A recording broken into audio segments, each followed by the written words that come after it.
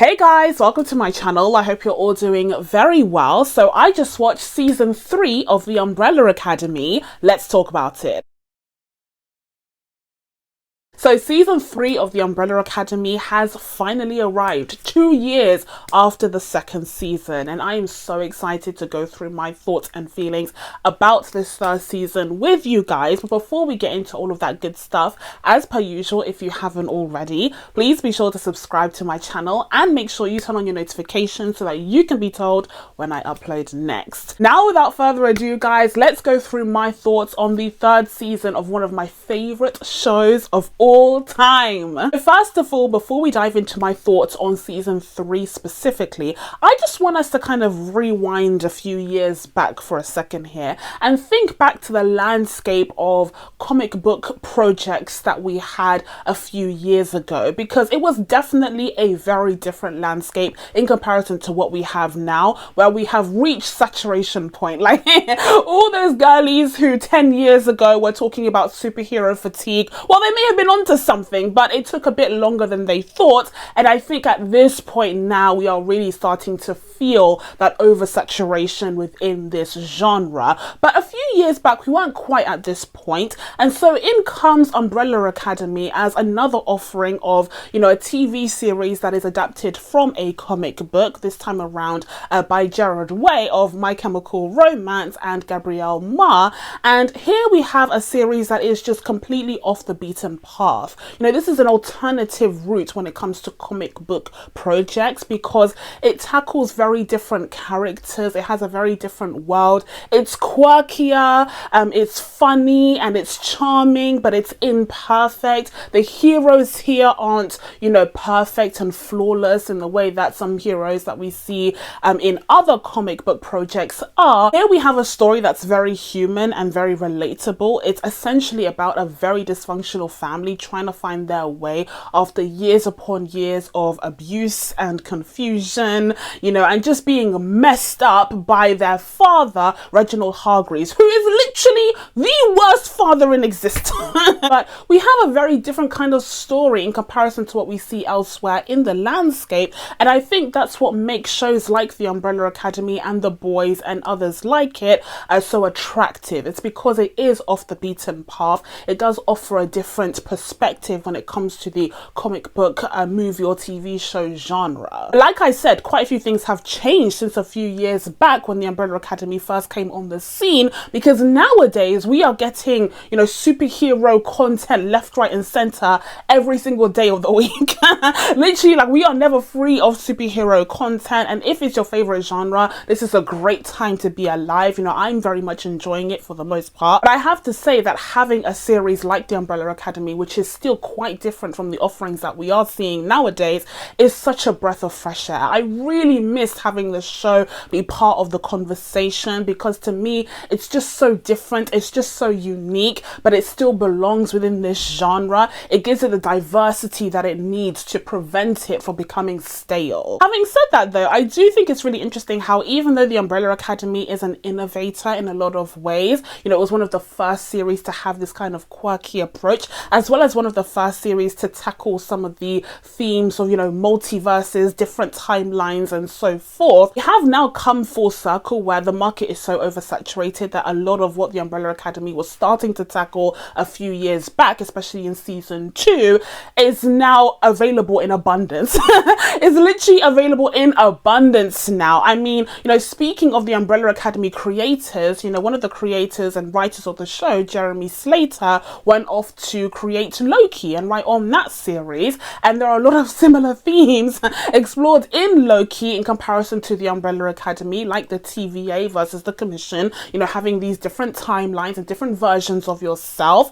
And I feel like, The Umbrella Academy set this up in season 2, not realizing that there would be a huge boom, a huge burst of these kinds of stories being told within the genre and even outside of the genre, like for example films like Everything Everywhere All at Once, later later down the line. But still, overall, I would say that season 3 tackles this in a very unique and exciting way, and it's mostly because of the characters.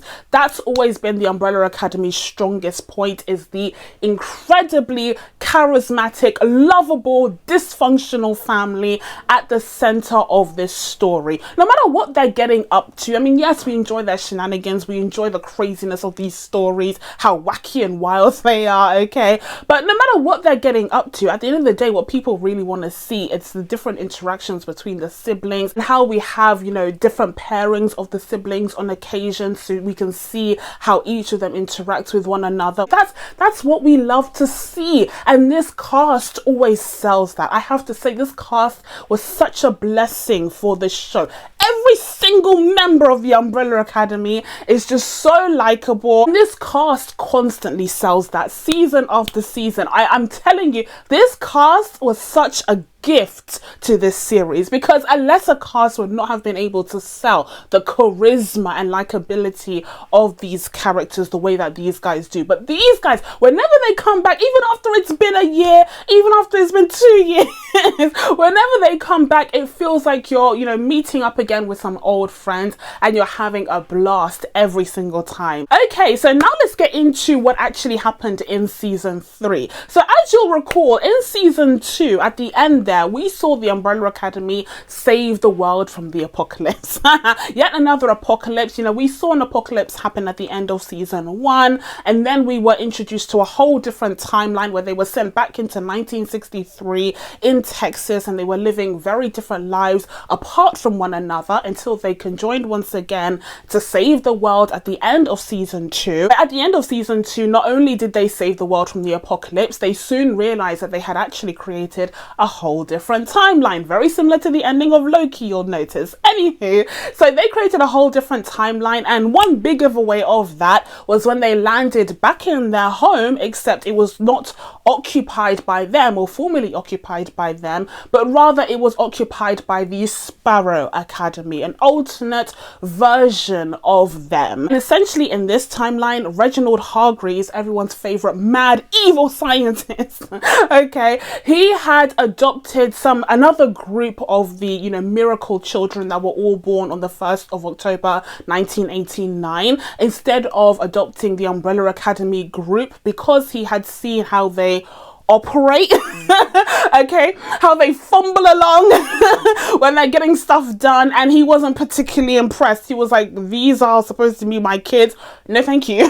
No thank you, we're gonna rectify some of those mistakes, okay, we're gonna straighten things up a little bit, and we're going to create the Sparrow Academy as opposed to the Umbrella Academy. So he mixed things up, he meddled with the timeline himself, and ended up with a whole new set of kids to control and manipulate. And of course, naturally, when the Sparrow Academy see that their home has been invaded by a whole other bunch of powerful individuals, they're not too happy about it, okay? And at first things are, you know, civil. They're just asking questions. Where did you guys come from? And then there's like a dance battle somewhere there.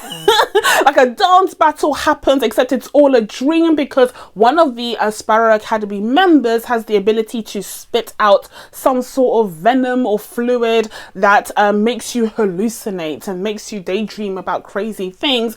Whilst you're, you know, losing focus, you're an easy target for them. So it turns out that Diego is the one who had this daydream of the dance battle. But soon things descend into chaos and violence. They end up fighting against each other, with the Umbrella Academy barely being able to escape with their lives because of then Vanya. Now, a lot of us at the end of season 2 were really excited to see what the dynamics between the Umbrella Academy and the Sparrow Academy would be, especially because in that cliffhanger at the end of season 2, it was revealed that whilst the rest of the Umbrella Academy was replaced by Reginald Hargreaves, he did leave one member of the original group behind, and that was Ben, who in this world is still alive. And he's a complete completely different character. We'll talk about it in a second, okay? But, you know, a lot of us were really excited to see what would come of this plot point. You know, that was a really exciting cliffhanger. And I have to say, for the most part, they did fulfill that kind of anticipation, you know, the high stakes here. I do think that they highlighted the differences between the Sparrow Academy and the Umbrella Academy really well. The fact that the Umbrella Academy are just so dysfunctional, constantly arguing, can never make their minds up, they can never organize themselves to really be effective.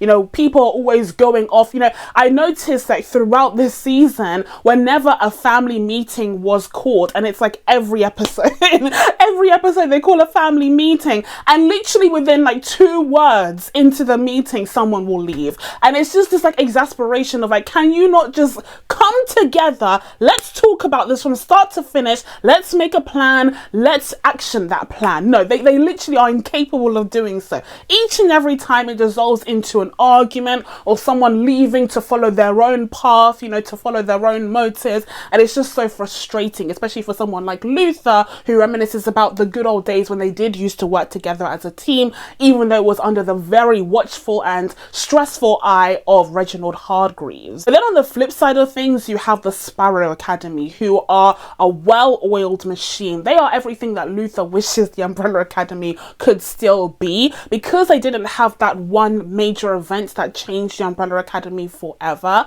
and that was the death of Ben. So here, Ben is actually still alive, and he is a part of the team, and he has a similar problem that Diego had in season 1 of the Umbrella Academy, the series, where we saw that kind of tension between Diego and Luther, because Diego was number 2 and he had insecurities about that. It's a similar thing with Ben over here, who's number 2 to Marcus's number 1. So you see the tension between the two here, because Ben, you know, feels like he's not being given a chance to lead the team, and he feels like he deserves to lead the team because he is a completely different characterization of Ben. And I think that was a really interesting choice. The idea that you would have this asshole version this asshole version of a fan favorite character. It was kind of heartbreaking. It was like losing him all over again, seeing this version of the character. But it did make for a very different dynamic within the Sparrow Academy. They just felt like they were so disconnected from one another. They didn't feel like a family at all. You know, they felt like an efficient team, perhaps like an efficient, you know, elite force, but they never felt like actual siblings who really cared about each other and, you know, talked to each other casually, apart from a few of them who kind of broke off and had, you know, more close relationships than others. But overall, it just felt like they were a very efficient, you know, operating unit who didn't really have close personal ties with one another. And that was clearly by design, because in this version of events, you know, in this timeline, Reginald Hargreaves clearly already saw the consequences of, you know, a lackluster parental style, as it were, and so he tried to make adjustments, you know, tried to make them more of a streamlined superhero team. He also focused efforts on merchandising and turning them into a whole brand, to the point where we see posters of them throughout the city. So it really has become, you know, not only a more efficient team, but a whole brand, a whole company that the team stands for. I will say, I do think that there were a few shortcomings when it came to the Sparrow Academy.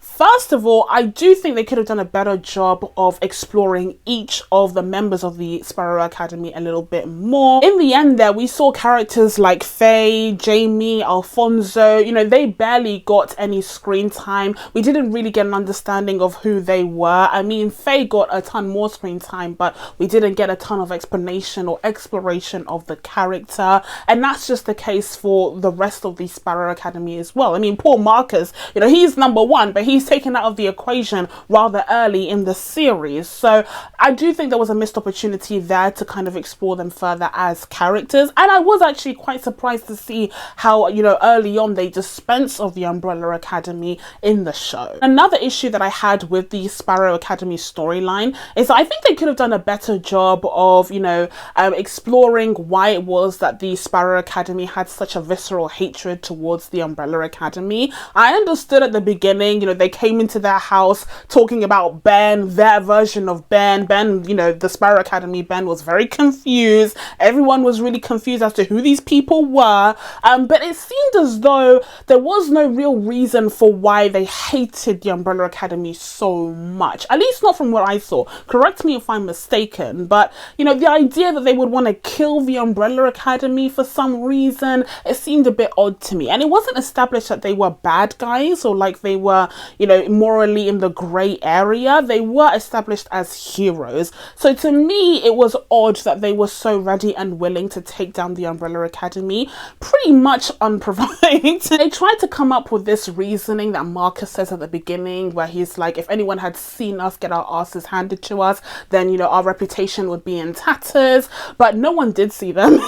Not only did no one see them, but no one knows who the Umbrella Academy are. So like, it wouldn't have been a big deal at all. So yeah, I think it was a bit of a wishy-washy reason for them to kind of be at odds with one another, to the point where it would end up in this huge battle royale, a fight to the death. And thirdly, even though I just said I completely understand that, you know, the difference between the Umbrella Academy and the Sparrow Academy is that the Sparrow Academy, you know, functions more as like an elite force as opposed to a family, I do think that a little bit more kind of care and emotion could have been introduced to these characters just to raise the stakes a little bit more. And in fact, it would have, you know, addressed the second issue that I had there when it came to the reason why they were so viscerally affected by the Umbrella Academy. Because it seemed odd to me that members of the Sparrow Academy were dropping like flies and no one was really reacting the way that I needed them to. Like, no one was really paying attention. It felt like more of an inconvenience to them as opposed to like a genuine loss. I think that was the issue, is that we never saw anyone host like a funeral for their fallen loved ones. You know, we never saw the major consequence, you know, emotional toll that the wrath of the Umbrella Academy had on the Sparrow Academy. And so they're just kind of running around in this empty house, plotting and planning on how to take down the Umbrella Academy because of what they did to their teammates, but they never really mourn their teammates. They never really mourn their siblings. And I would say that this is an issue that kind of permeates across the season, if I'm being honest. It's not just with the Sparrow Academy, but there are a lot of like crazy moments that happen throughout the season because of course it's the Umbrella Academy. Crazy things are happening all the time, but characters aren't really given enough time to fully like sit with those moments and fully have emotional reactions to those moments. You know, take for instance Lila's friend's son, who she pretends is her and Diego's son at first. Yeah, he disappears. Like, my guy disappears, he dies. He's one of the people who gets blipped away, you know, just like the Avengers Infinity War. Even though I expected him to come back, we never see him again. And I don't think a big enough deal is made of that. I don't think a big enough deal is made of the fact that a child just died.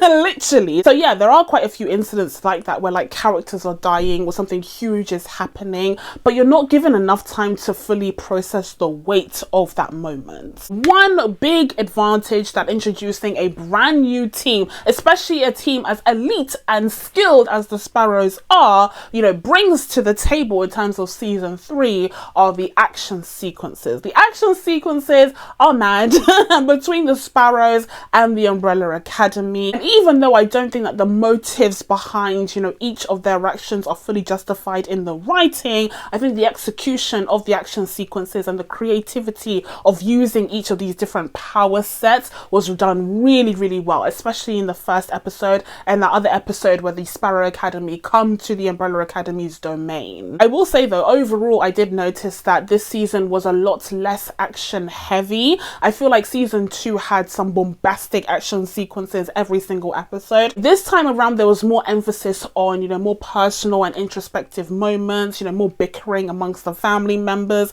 that sort of thing. And this season overall felt quite small. I feel like the sets that were used this season were a bit more restrictive, both in size but also in number. You know, we didn't have quite as many sets as we did in season 2. So this felt like a smaller, more contained season in comparison to season 2. And I would say personally, I did prefer season 2 in that way. I feel like depending on the directions of future seasons of the show, which I expect it to have future seasons. Netflix, anyways, depending on the direction that they go, season 3 might be remembered as a smaller, more contained season as opposed to, you know, the rest of the show. Even though there were fewer sets and the world overall did feel a bit more contained, I have to say that the stylistic choices still shone here. The series is stylish as hell, okay? It's so stylish. It maintained some of the kind of 60s aesthetics from season 2, but also introduced it into 2019.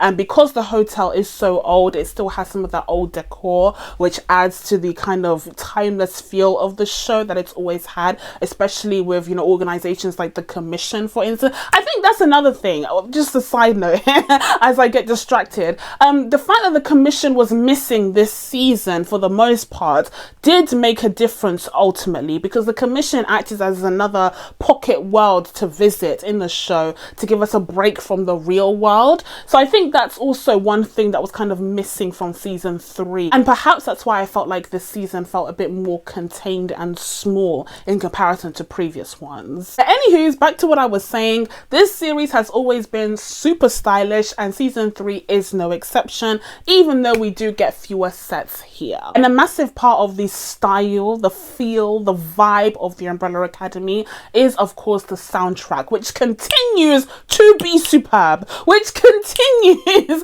to be second to none. Listen, there are some shows that try to do the kind of jukebox soundtrack. I recently talked about First Kill, for instance, which constantly had these like indie songs playing one after the other and one after the other. And I don't think that necessarily works all the time, you know, because the songs themselves aren't a substitute for a good score. Whereas shows like the Umbrella Academy know how to use certain music, you know, that ties to a particular decade or a particular theme or a particular vibe, which the show clearly has. At the same time, it also knows when to pause, and it also knows when to use orchestral music instead, you know, an actual score for the show. And I think, you know, having that balance is really important because it just allows those, you know, intentional musical choices to stand out more when it's not just one after the other and it's placed there more intentionally. Okay, so now that I've shared my thoughts on the season overall, it's time to get into the good stuff. It's time to get into the individual characters, okay? And I'm gonna try and go through my thoughts on each of the members of the Umbrella Academy in order of, you know, favorite to least favorite, I think. But it's gonna be tough, I have to say, for this season. In previous seasons, it has been easier to order them that way, but I don't know, I think there's a few ties in here. But first of all, I can say with some certainty that number 5 is my favorite from season 3. Will someone let this man retire? Will someone let this man retire? I mean, deep down, he doesn't really want to retire, though, is the thing. Because at the beginning of season 3, we see 5 kind of let out a massive breath. He feels like he finally did the job. He saved the world from the apocalypse again. Saved the world from the apocalypse again. Okay, the Commission is gone. Like, he's free now. He can do whatever he wants. He can go look at a massive ball of twine. He just wants to retire and hit the road and just be free of it all. But of course, you know, he's dragged back into the shenanigans very soon afterwards, and he is of course handed a massive amount of responsibility, especially when they find out that the suitcases from the Commission no longer work. He has to figure out how to jumpstart it with Lila. He's thrown back into the Commission as well, which is all destroyed. It's ruined, you know, because it's no longer in commission. No one is there. At least no one is there apart from the founder of the Commission, who he finds out is himself. What? Like, what is going on? I feel like that was such a huge twist. Again, it wasn't given enough time to fully, you know, marinate in the story, but that's crazy. So he founded the Commission. This boy man, this man stuck in a kid's body, okay, has been running around for literally decades back and forth doing the Commission's dirty work. You know, they truly traumatized this kid or this guy, but now he's finally finding out that it was him all along. Like, he did this to himself. He literally did this to himself. So he sees his 100-year-old self in this like container, and he's, you know, on his last legs here, and he manages to be a part of the solution to the grand problem of this mysterious force at play that has been caused by the Umbrella Academy disturbing the timeline. So he and Lila are able to head on back to the rest of the Umbrella Academy with some answers to the bigger problems that they are starting to see in this new timeline. And it's clear that they can't just like sit back and relax in this timeline after all, because there are problems that they have created, that Entry has created, that they need to solve, or else, yes, you guessed it, the world will end once again. And again, like I said, when it comes to the Umbrella Academy, the storyline isn't really the main draw. I mean, it is fun, it is interesting and exciting, especially when they tie in, you know, the different plot points that we saw in previous seasons. But at the end of the day, what we really love to see is the siblings interacting.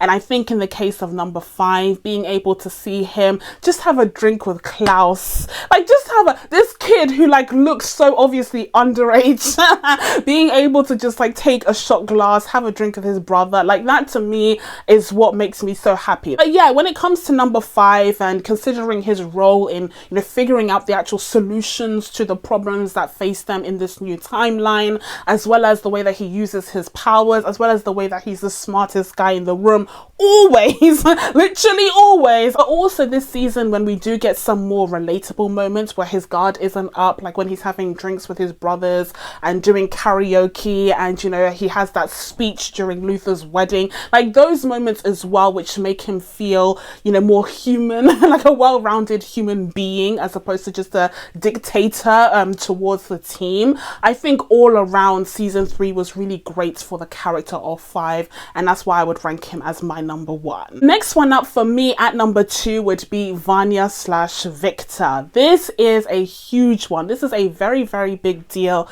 because as many of you guys will know, you know, Elliot Page, you know, recently came out as transgender, and this is incorporated in the story in the Umbrella Academy season 3, where he is no longer playing a female character, but the character itself has become transgender as well. So Vanya became Victor, and that was a major kind of storyline for the character, and I think that they handled it really, really well. Now, bearing in mind, I'm not a part of the LGBTQ community, so I can't really say that with much authority, but I do think from what I saw, just having the family members be so compassionate, but at the same time, it was still in character. It was still within the character of the Umbrella Academy, where they were like, oh, what? Okay, cool. And then they just continued referring to him as their brother and as Victor. No one misnamed him, no one misgendered him, and once they knew, I just think that was a really natural but also progressive way of doing it. Like, it was a really good hybrid, and overall they handled it really well, like I said. So yeah, congrats to them, because it was a really tricky topic to kind of confront for this story, and the fact that they kind of accepted that change that Elliot made and made it a part of the story so seamlessly was really something to be applauded. But I also think, aside from, you know, Victor's storyline about self-discovery, discovering that he is transgender, and that his relationship with Sissy kind of awakened a lot of that within him, you know, aside from all of that, which was really well done and it was very personal, I do think he had a very interesting arc this season, particularly in relation to his relationship with his sister Allison, because at the beginning of this season they start off as sisters, and that's kind of what binds them. Basically, the fact that they are two girls, you know, existing amongst this group of rowdy boys. But, you know, later down the line, when Vanya becomes Victor and, you know, discovers that about himself, that element of their relationship no longer exists, and now they're brother and sister, and there's something else that needs to tie them together, but they still have that bond, you know, they still have that sibling relationship, that closeness and understanding that was established way back when Allison noticed how, you know, differently Reginald, the world's worst father, Reginald was treating Vanya than Vanya. And so it's particularly tragic. It's particularly sad when we see the breakdown of this relationship, and it is caused by lies. It is caused by withholding key information because Victor decides to back his friend Harlan, who was Sissy's son, instead of revealing to Allison that Harlan was responsible for the deaths of their mothers, because in this timeline, everything changed and Harlan killed their mothers before they were even born. I don't know how this works. It creates a grandfather paradox that I don't want to think about for too long. Okay, my brain will literally explode. But essentially, it still means that Harlan killed their mothers because of the connection that he has to superpowered beings.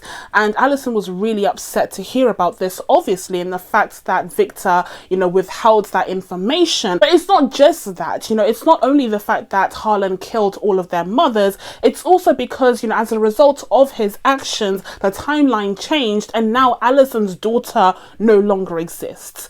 Allison's daughter, the main reason why she left the previous timeline to begin with her relationship with Ray, the whole reason why she wanted to go back is to see her daughter in the future, and now her daughter isn't there. So not only has she lost her daughter, but she has also lost the love of her life, her husband Ray.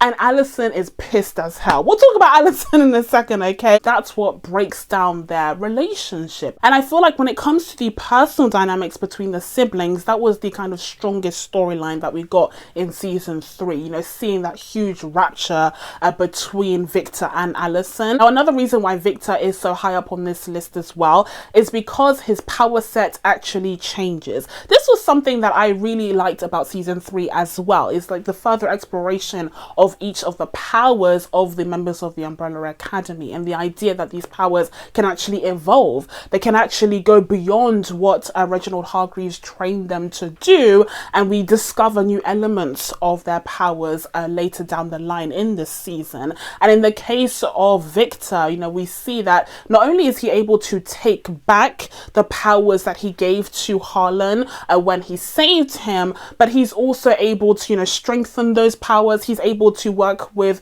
Lila, who has the ability of absorbing his powers. Like, he does some really interesting things with his powers this season. Okay, so next up on my list at number 3, we kind of have a tie here between Allison and Diego, I feel, but for very different reasons. So in the case of Allison, I already talked about how, the breakdown of her relationship with Victor was a huge kind of emotional factor this season. I think it worked really well. But I also really enjoyed the character of Allison this season because her emotions really held weight to them. Like, she was consistently angry. Sis was consistently pissed off. And it did get annoying at times, but then you stop and think about what she's actually lost here. And it makes sense why she's not on the same page as everyone else. And she even has this like intimate moment with Diego where they're both in the car and they kind of touch on the fact that they're both, members of minority communities, and how some of the others in the Umbrella Academy just don't get it when it comes to, their personal experiences moving around this world. And so I do feel like the character of Allison is justified in her anger for the majority of this season, even though she does do some crazy things this season that I wholeheartedly disagree with. That scene that she has with Luther was wild. I was like, oh, but that's sexual assault. That's literally sexual assault. Like, Allison says, what are we doing? What are we doing? I did not approve of that. I was really sad and shocked to see that that was who she became. But from a storytelling perspective, I do appreciate the fact that they went there with the character and had her be just genuinely so bloody angry at all of the stuff that she sacrificed seemingly for nothing. And on the flip side of things, like I said, my joint number 3 is Diego. I love Diego. I've always been a Diego fan. Yes, I have, I think. I can't remember my review of season 1. Okay, but according to me now, I've always been a fan. Okay, I've watched season 1 of the Umbrella Academy several times, by the way. So like my review of season 1, which is on my channel, one of my earliest videos, you can still watch it, but keep in mind, I've watched the series a bunch of times since then. But anywho's, I love Diego. Okay, I'm a huge fan of him. And his storyline this season was quite wild, okay, because he became a father twice. Lila tricked him. I have issues with Lila, okay, to this day. She tricked him into thinking that that kid, Carl, was it? You know, whatever his name was his kid. And honestly, I had sneaky suspicions that something was off here. Either the casting or Lila was lying, because the kid looked nothing like them. Why was the kid so pale? Why was the kid so pale? I mean, I know it's a genetic possibility, but I was like, who cast this kid to be the product of Lila and Diego? Anywho's, but it turns out that he's not even, and so all of the shenanigans that he gets up to just become 10 times more annoying because he's not even Diego's blood. Like, when we find out that the kid managed to kill Klaus, he managed to kill Klaus. And Diego was like, oh, okay, you're my blood, you're my sangre. And I was like, I understand that, but also I don't, I don't approve of the fact that he's so chill about the fact that his so-called son just killed his brother. I don't approve of this whatsoever. To me, that's when that kid went from being cutely annoying to a problem. So I was actually quite relieved when they revealed that he wasn't actually Diego's son. But then soon afterwards, Lila reveals that she was actually pregnant because of some shenanigans of her own. She went back in time and slept with him? Is that what happened? I'm very confused. She's pregnant now and he becomes like super protective of her and it's adorable and cute and blah, blah, blah. I just really like the character if I'm being honest with you. And also the moment that he had with Allison. Again, this is, you know, one of my favorite things about the show is when they kind of partner up the different siblings. They have these cool combinations like Five and Klaus and Diego and Allison, you know, the unexpected combos. And this season we saw Diego and Allison go on this side quest, this mini side quest where they let out their frustrations by beating up a bunch of supposed racists. So like, yeah, that's a fun time. It was a fun time. It was quite, you know, on the nose, but you know, they needed to let off some steam, so I guess I'll allow it. I don't condone this, obviously, but in terms of the storyline, I'll allow it. I will say that when it comes to my joint number 3s, in terms of the development of powers, I think Allison takes the cake. She might be the real number 3 if we're being honest, and then Diego might be number 4, because Allison's powers do develop. You know, she's able to control people's minds without saying I heard a rumor, and it seems like the scope of her powers increased this season. So yeah, that was something that was a really nice touch to the character, whereas when it comes to Diego's powers, we didn't really explore it any further this season, at least from what I can remember. Okay, so next one up we have is Klaus. Now this might be shocking, especially to those of you who have watched my previous reviews of the Umbrella Academy seasons, but I do think that Klaus is in this position purely because his storyline was kind of out of the way from everyone else's. They kind of did that thing where they partnered him up with not one of the siblings, but the father. They partnered him up with Reginald Hargreaves, who ended up using him to kind of get in with the siblings and then swiftly throwing him away, which was a really sad turn of events. At the beginning of the season, we see Klaus trying to figure out his origins. You know, he's trying to find his birth mother, and he figures out that actually he comes from a family of Amish people, and that's who he visits at the beginning of the show, only to be promptly thrown out. Okay, kicked out of the Amish community, even though he's one of them technically. Then later down the line, he reconnects with this version of Reginald Hargreaves, who at first he feels is like a nicer, better version, and it turns out it's because he's been heavily medicated by the Sparrow Academy. They went ahead and filled this guy up with pills. They were like, this guy is unbearable when he isn't on medication, so if he's gonna be around, at least let him be high as hell all the time. So they dosed him up with pills given to them by Pogo, it turns out, and he was nice and compliant for a few years there before Klaus showed him how to wean off the pills, because Klaus is a pro at that kind of thing. everything. And at first it seems like their relationship is getting back on track. You know, they are establishing this fun and nice father-son relationship. But in the end, you know, having Reginald Hargreaves be completely off the meds is a terrible, terrible idea, and Klaus soon pays the price. Although not before he learns a bunch of stuff about his powers and is able to develop them. I would say that when it comes to power development, Klaus is definitely number one. He is definitely number one because that little side quest that he went on was actually really beneficial for the development of his powers. He first of all discovers that all of the near-death experiences that he had previously were actual deaths. They were actual deaths. They were actual deaths. I was trying to figure out how to say it. He was dying. He was dying each time. So he figures out that he actually died a ton of times previously, and you know, Diego's fake kid killing him wasn't the first time he had experienced such a thing. But not only does he figure that out, but through the help of Reginald, he is also able to figure out how to come back to life, you know, faster and faster.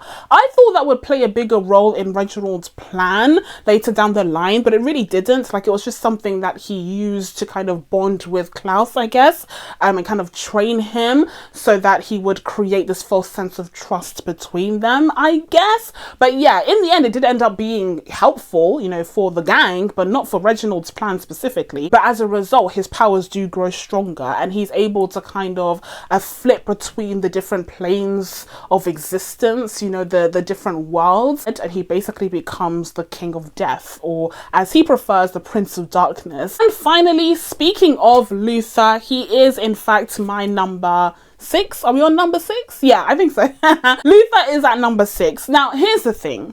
I will say that Luther's storyline was definitely more compelling in season 3 in comparison to season 2, where my guy was basically doing nothing, okay, from what I can remember. In season 3, he definitely had more to do, but the thing that he had to do was kind of like meh.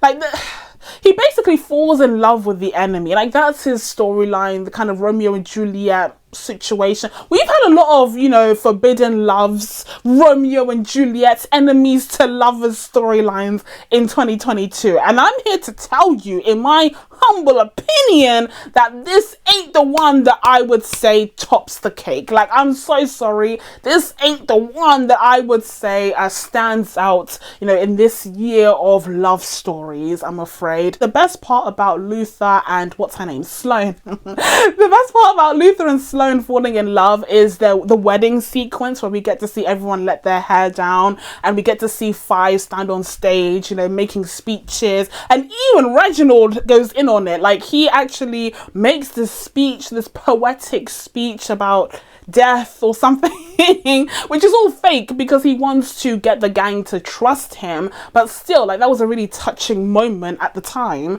So yeah, that was the best outcome from the wedding. But in terms of, you know, Luther's relationship with Sloane, like, I don't hate it, but it's not the most compelling storyline for me personally. Like, it had nothing to do with the rest of the plot. What frustrates me about Luther is that he's never really clued in. Like, when you have a character like number 5 who is doing everything in his power to save the world, and then you have a character like Luther who's like, oh, like, F it, I'm just gonna fall in love with this beautiful woman and ignore everything else that's going on in favor of remaining in this bubble of marital bliss. Like, it's kind of frustrating. But yeah, that's why I would rank Luther as last on the list. At the end of the day, he was really selfish. Like, the whole world was ending. I know it's the 3rd time. Like, I know it's the 3rd time. It doesn't really have the same shock as the 1st time did. But still, like, we should take it a bit seriously and not be focused on wedding invitations whilst, you know, the others are trying to plan a way to save the universe from literal destruction. So overall, guys, I really, really loved seeing my favorite dysfunctional family return to the small screen. Okay, I'm always so excited to see the latest season of The Umbrella Academy. It is easily one of my favorite things that Netflix has ever produced. But having said all of that, as excited as I was for season 3 of the show, I have to say that there were some things that did fall a little bit short for me. I do think that the exploration of the Sparrow Academy was a little bit shallow. We could have delved into each of these characters in a little bit more depth, especially because there's quite a few episodes of the show. You know, we have 10 episodes. We could fill it up with some great character development for the other side. And also, as I mentioned, I did feel like season 3 felt smaller. It felt a bit more contained than season 2, which was far more bombastic, and it had these crazy action sequences and visuals while still maintaining those personal moments between, you know, the members of the Umbrella Academy and also with other brand new characters that they introduced in season 2. We'll see what comes of season 4, because they do have a really interesting setup here where the gang no longer have their powers. So let's see. Let's see what's going to happen. It also seems like the Hargreaves brand has grown bigger and better in this timeline. So yeah, we might find ourselves with another end of the world situation. We've seen it, we've been there, we've done that. But what's always interesting about this show is how the gang navigate it, and of course how they navigate the relationships that they have between themselves. And so with all of that being said, I'm going to be giving season 3 of the Umbrella Academy an 8 out of 10. So that's it from me. Now that I told you guys my thoughts on season 3 of the Umbrella Academy, it's time for you guys to let me know what you thought of this series down in the comments below. Please be sure to subscribe to catch new videos coming up. Thank you guys so much for watching. I really appreciate it, and I will see you in the next one. Bye.